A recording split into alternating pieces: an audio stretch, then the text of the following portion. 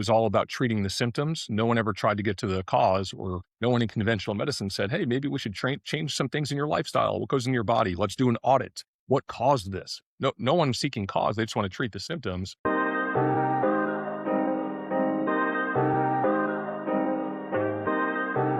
Welcome to the Rejecting Average podcast, where we challenge the status quo and push back against modern complacency. Join us, Chris and Brett Betcher, as we talk health, leading our families, and living intentionally, because average just isn't good enough. Today, Brett and I want to welcome Steve Penny to the Rejecting Average podcast. When I think about Steve, he's really everything I can think of when I envision what the Rejecting Average life looks like. He's a veteran Air Force pilot. He's a father of four, big sound money advocate. He's actually RV homeschooling right now, and one of the best Christian men that you'll ever come across. He also runs the Silver Charters community, which is honestly where we first crossed paths about 5 years ago now. So, Steve, welcome into the Rejecting Average podcast, man. Yeah, you bet. When you called to invite me onto your podcast, I was so excited because I love talking about the markets, but there's so much more that I think we have in common, and things I love to discuss that I don't always get to talk about, in these financial channels. So really looking forward to just diving into all the things that your podcast and that you guys want to talk about today. Yeah, we're really excited about it as well. And yeah, like you said, we spend a lot of our time and energy talking health, and we're super passionate about it the same way you are. The precious metal space and the investment side of things. But we're human beings. We're not just kind of painted in a box. And I think it's important for us to be able to kind of showcase our humanity once in a while. And that's really what this is all about. So yeah, really, really pumped to be able to kind of dive in from there. Yeah, for sure. I remember when I first crossed paths with you guys, I just saw some of your X posts, and I'm like, who are these guys? It's like these posts are like my exact thoughts, but articulated and written so much better than I could do myself. So I remember sending you guys a direct message like, hey, we need to just connect for a phone call or something. I think I talked to Brett first and then Chris, and just love what you guys are doing too. And obviously it's resonating. I've never seen an X account just grow so fast. And and there's a reason for that. It's because you're tapping into things that I think a lot of people are feeling, and it's hard to kind of find other people who maybe are thinking the same things, at least thinking them out loud. Yeah, I appreciate that, Steve. I know it's kind of a surreal moment when, bringing it full circle where, yeah, you were one of our first follows, as Chris mentioned. And, really because of the fact that you embrace a lot of those common ideas or uncommon ideas, I should say, whether it's, related to health, and we are able to kind of connect over some of those things. So yeah, I want to just kind of dive in and talk a little bit about, your background and everything, I guess, starting off with your Air Force experience. So I guess what did that kind of look like for you? What drove you to that path initially? And why don't we start with that? Yeah, so I was fresh out of college. I went to school to become an airline pilot, and then I learned, I was kind of drawn to the military too, but I thought you had to choose. And then I learned about the Air Force Reserves, or the Air National Guard. It was competitive, but I applied and got a combat rescue C-130 spot right out of college. So 23 years old, off to pilot training for about a 3-year process from start to finish. And, it's all kind of all consuming for 3 years. And then you come out and you're an Air Force pilot, and, your commitment as a reservist is, not full time. But then the 2006, 2007 crash happened, and the airlines were kind of furloughing. I'd gotten hired at an airline at that point and was able to go active duty Air Force, flying combat rescue C-130s, and did that for 18 years. And I know I'm kind of jumping way ahead here, but yeah, I did that for 18 years. And, anyone who's in the military knows or has heard about the military knows you get that 20 years. That's your sweet spot to get a pension. You got to do 20 years and you get that check of the month for the rest of your life, along with all kinds of benefits. Well, I left after 18 years. So you leave with basically nothing. And I don't regret that decision, but I did that because while I loved my time in the Air Force, I felt I was being called to something else. And that was starting Silver Chartist, being an entrepreneur, being home for my family more. And one of my favorite sayings is stepping towards your calling often requires stepping away from your comfort. And that, man, that pension with a paycheck every 2 weeks and benefits, that was my comfort, but it wasn't my calling. And, another saying I like is the good is often enemy of the best. I had a good thing going, but sometimes good things can make you kind of lax, and it can be the enemy of the best things that God has for you. So it took faith to step out and do that. And it was scary, but I haven't looked back. So that's kind of my Air Force career transition into Silver Chartist right now. Yeah, so much of that I think Brett and I can resonate with where, like you said, you have that kind of golden handcuff of the constant paycheck and the family to provide for. And it's really scary to kind of step away from that, even though I think for both of us, we felt for quite some time that we were being called someplace else. We didn't really know where that was, but we knew where we were was a stagnant and very frustrating position to be in. And so, yeah, I mean, I would honestly say, like, I remember kind of running across your newsletter 4 or 5 years ago and kind of seeing you build and just yeah, being transparent. I think that's one of the characteristics that I really appreciate so much about you, Steve, is your willingness to be transparent about, hey, whether it's talking about the markets and, saying, I don't know what the future holds. I'm not going to sit here and make these grand expectations and price targets and stuff like that. I'm just going to be honest of like, this is the way I see it, and this is kind of where I'm being led to. And I think that was really what helped Brett and I to kind of understand that, like, hey, we don't have to have this all figured out, but if we step into kind of God's plan, He's going to continue to kind of open those doors. And so that's one of those things that we've seen you do, and it's definitely been an inspiration for us along the way. So I guess I will ask you this. You mentioned after 18 years, like, was there a specific moment in your life, or was this kind of a slow build where you felt like you were being called to something else along the way? Yeah, I knew I kinda like you guys, I knew I was being called to something, I just didn't know specifically what.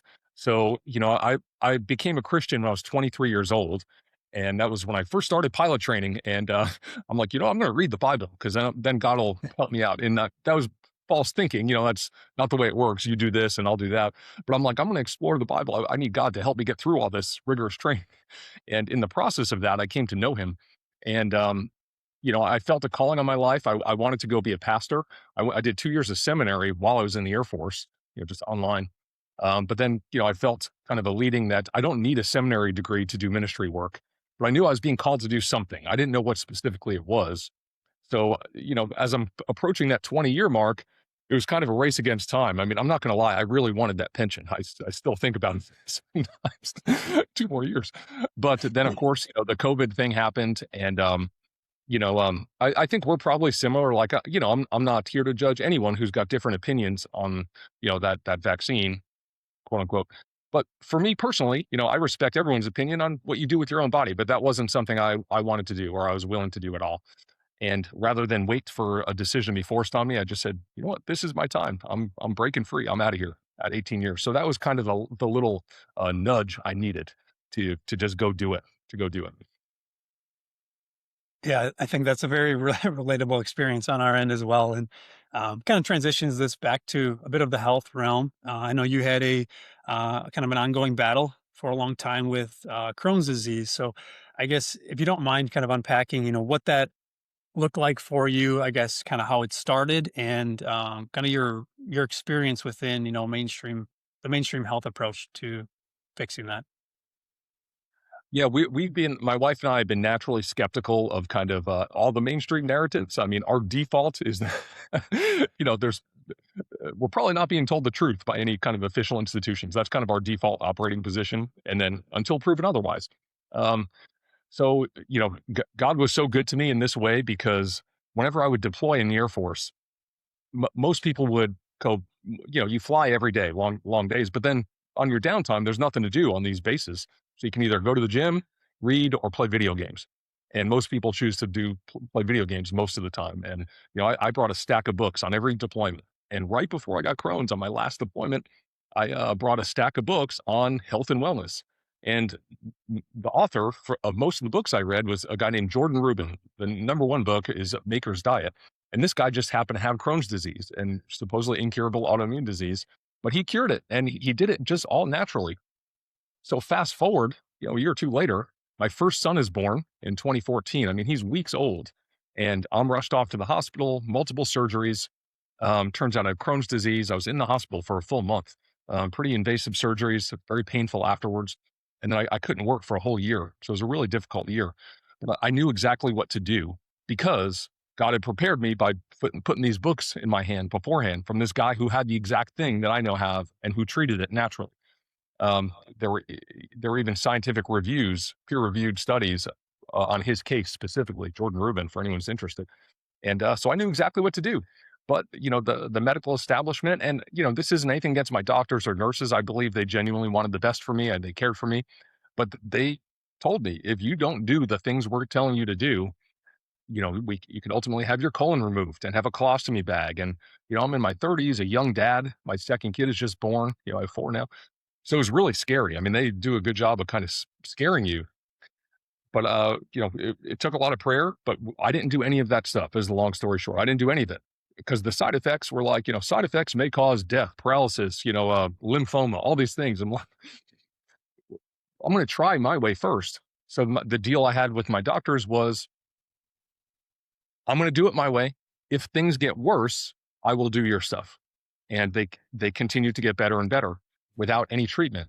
And the doctors, it was kind of a little joke because they were kind of like happy but sad. They're happy I'm doing better, but they're sad because now this means, I'm not going to do their their treatments.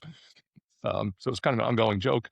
Well, here we are a few years later, and I got went for my very last appointment a few years ago, and it was a younger doctor, and he's like, he had to go get the old gray hair guy who runs the whole clinic, the head doctor of the whole thing, and he's looking it all over, and he's like, I don't know what all happened, but you don't have this disease anymore, so there's no need to keep coming back. So praise God, I don't have that disease anymore. I believe it was a combination of prayer, of faith, and taking responsibility and doing the things that God led me to do. So that's a pretty powerful story for me. Hopefully that maybe encourages someone. I know that's a big disease out there, autoimmune diseases, specifically Crohn's. There's things you can do. One of the books I read too, it's called Restoring Your Gut Health by Dr. Brasco and Dr. Jordan Rubin. He's a regular gastroenterologist, not naturopathic doctor, but he offers his patients two paths. And he says, you can either, do all this conventional stuff, get the medicines and all this with all the side effects, or you can do what I'm going to tell you to do when it's hard. We're going to have to really do some restricting your diet, what goes into your body. And he said 80% of the people said, just give me the medicines. Yeah, right. So, Definitely took the words out of my mouth there when you talked about like 80% of people are going to choose the pill, they're going to choose the medical piece. And I honestly think that's part of why there's so much fear-based discussion in the medical field, is because they spend so much of their day working with people that are never going to make the lifestyle changes necessary to see results. So they have to default back to worst case scenario of these people are not going to do what they need to do. And so we need to scare them into being able to do what we feel is necessary to kind of help them. And then you kind of pair that with their education is only geared towards medical intervention. It's not geared towards nutrition changes and lifestyle approach and things along those lines. So it certainly kind of pushes them into a corner. And then because of the kind of the nature of society today and taking the easy out, we're left kind of having to, that's our medical establishment, is it's going to continue to kind of push us into that direction. And it takes really a lot of courage and guts to step outside the box and kind of say, no, I'm going to bet on myself. I think I can figure this out on my own. And I guess I'm curious to kind of hear, what was the hardest part for you about going against what the doctors were telling you to do? yeah, just the fear of what if this doesn't work. And I will say too, just kind of to the previous answer, is not once did anyone try and seek the cause of this. It was all about treating the symptoms. No one ever tried to get to the cause, or no one in conventional medicine said, hey, maybe we should change some things in your lifestyle. What goes in your body? Let's do an audit. What caused this? No one's seeking cause. They just want to treat the symptoms. But to your current question, the scariest part, I remember specifically, there was one appointment. It was hard for my wife to go to all of them because I was back and forth all the time. This is after the month in the hospital and, starting to settle down. And, they kind of had it like an intervention, so to speak. They got the whole team there and sat me down, and their specific goal was to scare me. And like I said, I think they were well meaning, but they're just doing what they're trained to do. And they put kind of trying to put the fear of God in me. I mean, all these things are going to happen. And I was shaken. And, I don't want to sound like this was just easy for me. I knew what to do. I mean, I'm a grown man. I don't cry very often, but I came out of there and tears were coming down as I called my wife and I said, this is hard, because you think about your kids, like, how am I going to provide for my kids if this doesn't work out? Not that I thought I was going to die or anything, but like, how am I going to provide for my family? I mean, I'm thinking God's got a calling on my life. How am I going to do any of this stuff? I withered down to, I was skin and bone. So that was like the peak scary moment. And we prayed together and faith just welled up in us. I'm not going to say it was all easy and perfect, but I think that was the moment where we said, you know, we're not doing that. The decision is made. We're not doing all that stuff that they want us to do. Um, so hopefully that answers that question. Yeah, no, that's perfect. I think it's again, just does a great job of kind of explaining the idea that, yeah, there are two paths, which really what is the Rejecting Average podcast in many ways is there are two paths to take.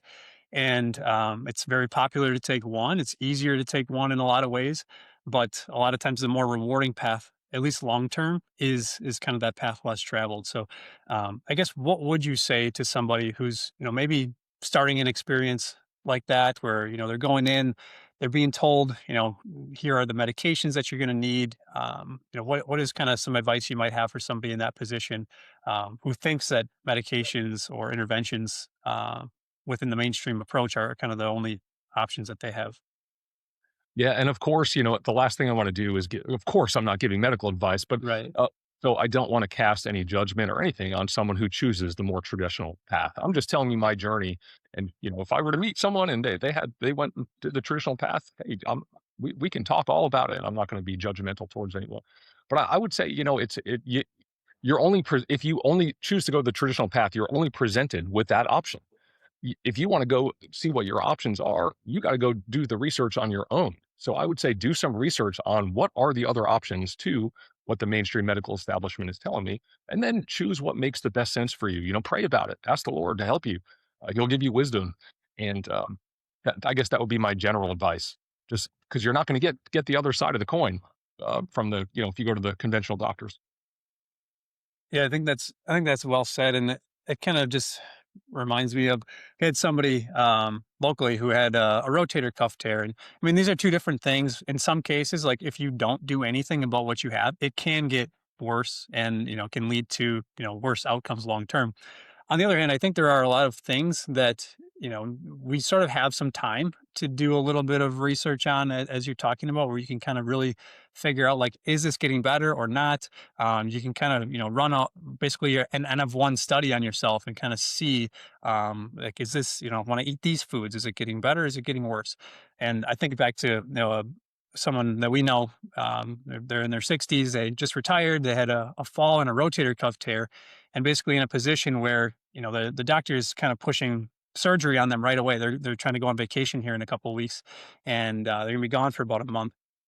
And it's one of those where like this happened like 6 months ago, the initial injury. So like this shoulder's not going to get that much worse over the course of a month if they try to rehab it and work on it on their own. And it may not get better, but it's just one of those things where like there's never the need to like rush to get under the knife for for most conditions out there. Usually you can kind of spend some time trying to figure it out. And yeah, if it's not working, there always is more of that aggressive intervention that you can't undo some of those surgeries after the fact, unfortunately. So I Yeah, I guess think with that, let's transition. Kind of talking. I know faith is obviously very important to you, Steve, and to us as well. So definitely something we want to be able to unpack here a little bit. So I think your mission statement. You can correct me if I'm wrong on this, but for Silver Chartist is something along the lines of, financial independence, helping people achieve financial independence for the sake of God's calling, so they could pursue life's calling with that. So I guess can you kind of unpack how you landed on that, what kind of motivates you, and yeah, why that's such a big passion for you. Yeah, it is. Yeah, our tagline is time freedom to pursue life's higher callings, things of eternal significance. And that's because money can buy many things, but I think the most important thing money can buy you is your time. Time to, go do the things that God put you on this earth to do. Nothing wrong with buying nice stuff once in a while or having nice stuff at all, but the best thing it can buy you is your time to go do the things that God put in you on this earth for. And yeah, like I said, I wasn't necessarily a Christian until I was about 23 years old. I mean, I grew up in a more traditional faith system. We'll put it that. I don't want to offend anyone by saying what I grew up, but it was very, all about man-made traditions and do this, do that. There was no reading the Bible or talking to God, having a personal relationship with Him. And it wasn't until I read the Word of God myself when I was 23 years old that, there's a passage in Hebrews 4:12 that says the word of God is living and active. It cuts deeper than any double-edged sword. And I'm telling you, the words of the page just jumped off and penetrated right down to my spirit. And God made himself known to me. I was 23 years old. And that was the moment I surrendered to him. And I said, Lord, everything I have is yours. My time, my will, my emotions, everything I surrender to you. I want to submit to your plan in my life in this world. Well, I haven't done that perfectly. I mess it up every single day. And my family can tell you that. But that was over 20 years ago.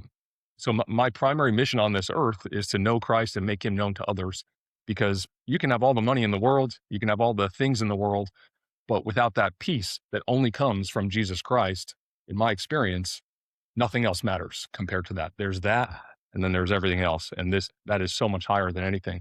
So, as a researcher and independent thinker, I'm not just going to believe something tells me to think. I'm not going to believe what other people tell me to believe, whether it's my parents, someone else. I do the research on my own. I think a lot of people, when it comes to their faith, they just kind of inherit their faith with their parents. So I'm just going to, I'm whatever religion, so I'm going to be what my parents are. Well, I didn't do that, and I researched it, and I was just seeking truth, whatever it was. I mean, I hoped it wasn't something weird, but I was open to whatever. I just wanted truth, and what I found was, number one, the death, burial, and resurrection of Jesus Christ is the most documented event in all of history. No, he's also the most documented person ever walked the face of the earth. Like, no secular historian can say Jesus Christ never walked the face of the earth 2,000 years ago. That happened. He lived. His death, burial, and resurrection is the most documented event in all of history. I didn't know that. I read this, researched this on my own. Like, even secular historians write about it. This guy named Jesus rose from the dead, and people saw it.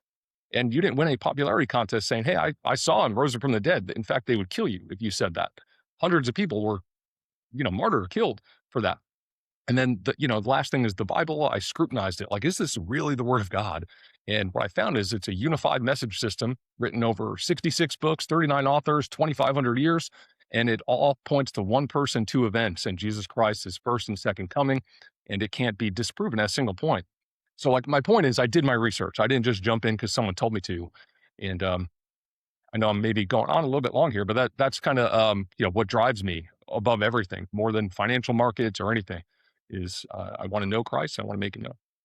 Hopefully, I don't know if I answered your question. Yeah, absolutely. And let me ask you this: how much are you paying for health insurance every month, and how much of that is actually going towards keeping you healthy, versus lining the insurance company's pockets while you pay high deductibles?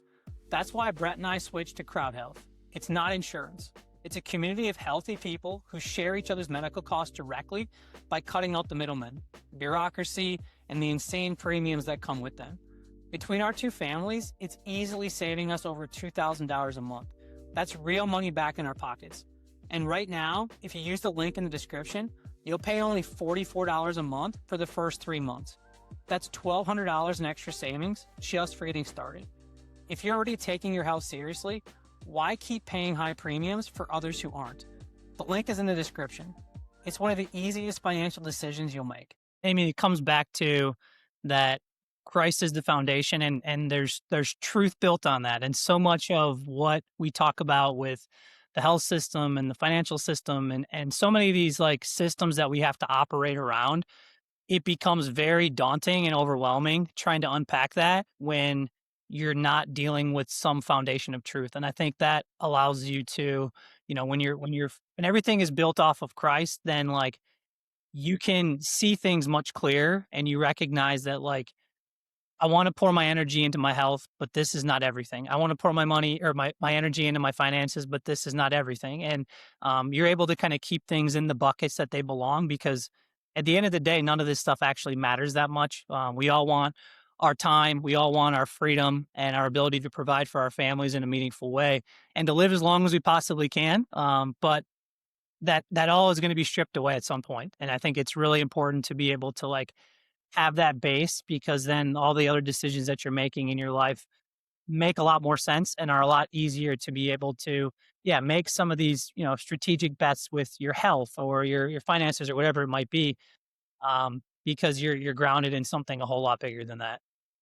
Yeah, so true. Well said. And to answer Brett's question more directly, so I went on a little bit of a tangent there, but it laid a good foundation. he asks time freedom to pursue. That's the purpose. Well, the Bible says God's got a plan and a purpose for every single one of us. He put us here for a specific mission. And I think every single person listening to this podcast, every person out there, I like to say everyone has a sweet spot. And that sweet spot is where the things you're passionate about and the things you're good at, where they intersect. You're good at it and you're passionate about it. That's like your sweet spot. And I think that's the calling we're all called to step to. It doesn't just happen automatically. You got to take faith steps towards that calling. But what is your sweet spot? And the world system, for lack of a better word, wants to keep you distracted from your sweet spot. They want you, in an office from 8 a.m. to 5 p.m., 6 days, 5 days a week, with 2 weeks off a year. It's hard to go fulfill your calling when you're stuck in a cubicle, all day long. And you know, if you got a family, you got to do what you got to do to provide for your family. But, I don't think that's God's best for many of us, especially if it's not something you feel called to. I mean, hey, if you enjoy that job, great. But most people I talk to in that situation want something more. They know there's something more. And I would encourage anyone listening that it's possible for you. I mean, it's not necessarily going to happen tomorrow, but start taking small steps towards your sweet spot calling because God's got a calling on your life. Yeah, I think that's so well said and so true. Just the idea that it certainly doesn't happen overnight, but at the same time, you have to take that action to get the process started because it's very easy to, just sit back and kind of wait. And ultimately, yeah, waiting, you end up kind of stuck in the call it the job or the situation or wherever you are in life that just isn't exactly what you want. It's kind of always like when this happens, then I'll take the leap. And yeah, ultimately, I think we found out that like those things never really happen. You have to sort of force them into reality. And yeah, if you're kind of just waiting for that, for life to intersect at those points, like it's probably not going to happen. At least not within the framework of how we view the world because of all of those distractions around us. So definitely want to unpack, the financial side of this and independence a little bit later. But next, I want to talk to you about the RV experience or experiment, maybe we could call it, and just trying to see, how that's been going. I know we had a chance to chat just a little bit before we pushed the record button today, but I guess walk me through. I got to know from, talking with your wife. I guess how did that conversation go? Whose idea was it? And yeah, I guess I'm just curious to unpack that for my own experience potentially someday. Yeah, yeah. The short version.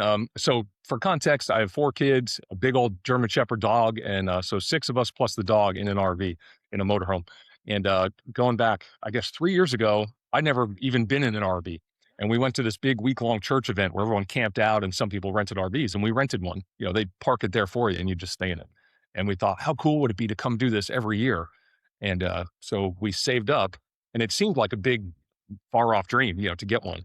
And God blessed us in a way that we could do it the next year. We had a tow behind trailer, and that was awesome for weekend trips and stuff. But with 6 of us, like going on big long trips, just not viable with our family. Because trying to drive long distances with 6 of us in the car in my truck, you can't go 20 minutes before one kid has to pee, and then the other one goes 20 minutes later. So anyway, long story short, that led us to realize, hey, we really want to do this more frequently, longer trips for our situation, we wanted a driving one, a motorhome, so the kids can be in the back doing school. So we got one. We sold our house. Okay, I won't jump ahead. I'll answer your question. I guess it was about 1 year ago. I just had the thought, like, what if we sold our house and just went full time in the RV for a year or two? And I thought my wife would think I'm crazy. And I told her, and she said, it's crazy. Just yesterday or the last couple of days, I've been thinking about that exact thing. So being kind of impulsive as we are, within a few months, we got our house listed. We sold it last summer, so last June. And we've been full time in this motorhome ever since. And, I was like we were talking about before we hit record, it's day to day. I mean, it's stressful. Kids fight, they complain, messes get made, all the things. Stuff gets ruined. But we're off making all these adventures and memories, and I don't think when we look back on it, we wouldn't trade it for the world. And it's just a lot of big ups and downs for our family. It's doable for a year, but my wife's already saying like I'm ready to get a house at some point, soon.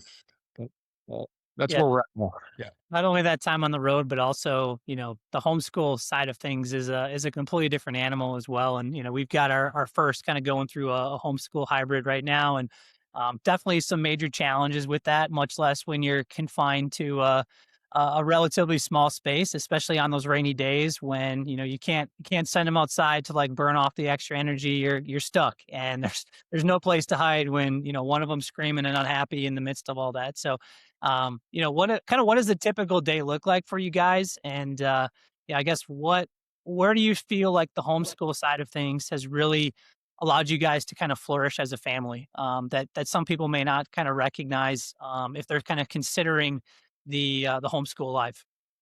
Okay, yeah, 2 great questions because we've kinda had little epiphanies on that second question over the last few months that might be valuable to someone. But our typical day looks like, now we don't always have the typical day, but this is kind of the goal, is, the kids are up no later than, 8 o'clock at the latest, and it's up to them to kinda get breakfast going and everything, and we all meet in the living room of the RV by 9 a.m. And we do a family Bible study. We always want to start off with the Word of God, and then by half hour or so after that, however long it takes us, and then I go to work on Silver Chartists, and I try and be out there, so we're all in the living room, and ideally the kids are all working quietly on their own, and my wife is kind of going around helping as needed. I mean, that sounds great, but it doesn't always go that way, being honest. There's a little more chaos, but that's kind of our plan. And then we should be done after lunch, 1 or 2 o'clock. And then me and the boys go off to play basketball or for a hike, or I take the girls somewhere. And, we kind of have the afternoons free to do adventures. That's typically it's kind of our plan. Doesn't always go that way. But one of the things we really like about homeschool, and we just kind of had this epiphany when we first started, we were so into like, you read all the books and you're like, oh, we can get them so far ahead academically. We can be more efficient. They can graduate, get an associate's degree the day they graduate high school if you do it right. And you can do all this stuff. And those are good things. Um, but I'd say that the main thing a little epiphany we had is as believers, I would say, and I think most believers would say, hey, the most important thing is the word of God and putting God first. And then the academics would be maybe a little bit second. Well, our schedules didn't reflect that at all. I mean, going back to, last year, there's like this much time for Bible study and this much time for history and science and math. So we've kind of reorganized our schedule to match our priorities actually are. So we're more focused on, hey, look, if they've got character, integrity, they're walking with the Lord, and they've got work ethic and all the things, character traits, you can go learn anything later on in life. If we have some holes, I mean, I'm not saying we're just skipping stuff, but I'm less concerned about that kind of stuff. Like if we miss a part of history or whatever, I mean, they can read about that later. More important, more concerned with their character. So we've kind of made our schedule reflect that. And, maybe from time to time, there's some things that are missed, but I'm okay with that now. Whereas a few years ago, I would have been like, no, we got to get the history done and the math and science. And Yeah, that makes a ton of sense. And my kids are still pretty young, not quite to that stage yet, but we're certainly considering the idea of homeschool, at least, to a point, to a certain age or something. So yeah, just kind of recognizing, the value, like you said, you basically get to instill the value, you get to instill how much time you kind of put into each of those buckets, so to speak. I know you're kind of a big bucket guy in general on how you like to view either whether it's your investments, but also just the time allocation that you're sticking into things. So yeah, I guess, is there anything, God first, I know is obviously huge. You're not going to get that in your everyday schooling, but anything else that kind of stands out to you as far as like your kids are learning right now, maybe whether it's in the RV setting or just the homeschool experience in general that yeah they probably wouldn't be able to get in everyday life? well, yeah, I would say just the natural experiences. So my wife is good about doing the more traditional school stuff, and then I said the afternoon is kind of free time. We kind of jokingly call it dad school. I'm like, come on, we're going to do dad school, and we'll just walk around and we'll talk about things that go for a hike or play basketball. And it's dad school though. It's a joke, but it's a real thing where I'm teaching them things they're not going to learn in school. No one in school is going to teach you just basic things like, hey, here's how you budget. Here's how compound interest works. Did you know if you start saving 20% now and you do that for the rest, you could be financially independent in your 20s or 30s. I mean, these are things no one's going to teach you in school. Um, so that to me, that's the biggest value as a dad. I get to have the time to teach them stuff that they wouldn't otherwise get. Yeah, I love Yeah, that, and it's one of those things too where, like you said, we don't have to be perfect with it. You just show up, and we've talked about this a little bit in the past. Of presence is going to outperform perfection, and no different than like the consistency of investment is like you just stay consistent. You just keep showing up every day, and they're sponging all that up. You're teaching them those deep life lessons, and yeah, in the world of AI and kind of endless information all around us, those character traits that you talked so much about earlier, that's really what's going to help kind of individuals shine and our kids really be able to kind of step outside the box. And kind of on that same kind of side of things, when it comes to like stepping outside the box, which you're certainly doing on a day-to-day basis with the way that you and your family are living your life. Do you ever get pushback from family or friends about some of the choices that you guys have made? I know Brett and I a lot of times like this is kind of off topic, but when we started kind of brother to brother, we started the coaching side of things. I know my dad was like, I could tell on the phone, he was just like, "Are you guys okay? Like, are you able to pay your bills?" And there was a lot of skepticism there, naturally. For someone who, spent most of his life working really, really hard to provide for us, like in the factory. So I could tell like he was nervous, and it was coming from a place of love, but sometimes that skepticism and that pushback can certainly be challenging. Yeah, we certainly get pushback. On all kinds of different things, whether it's health related or no one in our family is like really, coming down on us, but we're used to pushback, and that's another thing that's kind of cool to be able to teach our kids. And I wish I learned this earlier on. I spent way too much of my life caring about what other people think of me. And it wasn't until I was older. I mean, if that was a mindset shift, I could have adopted when I was younger.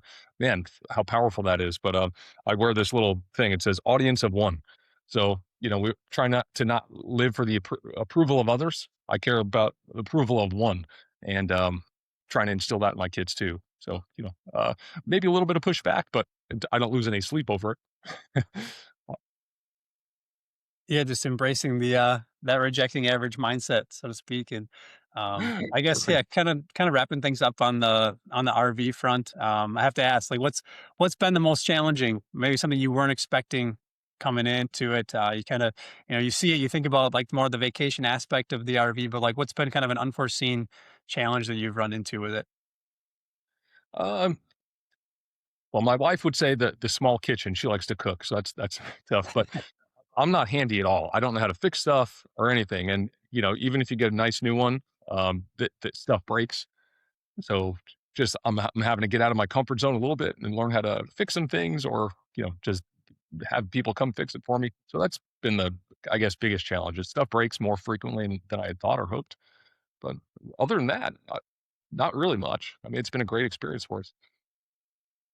Yeah, I relate so much to that of lack of kind of manual skills, and kind of as a dad, that's one of those things where sometimes you try to just be like one step in front of your kids with some of this stuff of like I'm trying to build XYZ in the backyard, never done it before, and I've got my 5-year-old son asking me questions, and I'm trying to figure it out through a YouTube video myself so I can explain to him kind of what I'm up to. So I think it's a powerful lesson too that you don't have to have it all figured out. There's just so many resources out there now that if you have this like willingness to try, you can literally learn anything. And I think that's really what this is all about too, of just empowering ourselves and being able to then empower our kids as a result. So Steve, I think this was a kind of an incredible start to this, and excited to kind of run it back here on the financial side. Um, you've talked so much about like your health journey, the RV life, the homeschooling. It certainly required a ton of financial freedom that most people may not have, and that's kind of why we wanted to dig into the next episode together to kind of maybe give them some tangible opportunities to understand what the system really is, kind of how the financial system's wired, what sound money is, and how people can then work to build that freedom into life to be able to pursue those bigger callings. So I guess for someone who's listening who kind of feels stuck in the kind of conventional path, whether it might be, the 9 to 5 job, the hefty mortgage, student loans, maybe just feeling overwhelmed with the medical system. What's the first thing I guess you tell them? Uh, I guess it would be a kind of two-part first step. Number one, I would say pray about it and then start taking small steps towards fixing it. I remember hearing someone say there's a difference between worry and concern. Like worry is an unproductive emotion because it typically involves something you have no control over. But concern applies to things where, hey, there's something you can do about it. So maybe you can't solve the whole problem right away, but I would say start taking small incremental steps to fix whatever it is that's giving you the anxiety and holding you back from from your calling life or from whatever obstacle you're trying to overcome. So just pray about it and take a small step, one small step forward. Love that. Yeah, and I guess last thing here, Steve. Yeah, I want to give you a little opportunity to talk about Sober Chartist, and yeah, where can people find you? Sure, silverchartist.com, fully transparent, over the shoulder service, real time alerts. People see exactly what I'm doing. I don't get every turn correct. Proud of our track record, but what's really cool is we're just navigating these wild precious metals bull markets together: silver, uranium, gold, platinum, energy, and more recently, because silver's had such a big run, we made a lot of money. Nice life changing profits in the market last year for anyone who participated in silver. So what do you do with that? So now I'm really into income investing, generating income. Um, so silvercharges.com is the website. Awesome. Yeah. And I can't emphasize how important that's been for Brett and I. We've both been members over there for the last 4.5, 5 years, learned an absolute ton. Steve is wise beyond his years in terms of the financial system. And yeah, it can really take away a lot of the, I hate to say guesswork, but there's so much noise. And I think, you're a real voice of reason in the midst of some really chaotic times when it comes to the financial system. So we'll drop a link below. Would encourage everyone to at least take a look at it. It's something that I'll continue to invest in for the long run because it's just been so valuable on our end. But yeah, looking forward to being able to dig into the markets a little bit here next, talking about some financial wisdom and opportunities that through Silver Chartist on our next episode. Well, we really appreciate you, Steve. And thanks for listening to the Rejecting Average podcast. If you're ready to break the mold and build a life that stands out, subscribe, join the movement, and let's reject average. We'll see you guys next time. You guys know we're big on keeping things simple. Whole foods first, always. But when it comes to hitting your protein targets on a busy day, sometimes you need a little help. That's where Legion comes in. Grass-fed whey protein that my kids think tastes like dessert. And I know exactly what's in it because they third-party test all of their products for things like heavy metals. For busy families looking for convenient ways to hit their nutrition goals, it's a great tool to have in your back pocket. Use code B2B for a discount or the link in the description, and you'll receive cash back on all future purchases.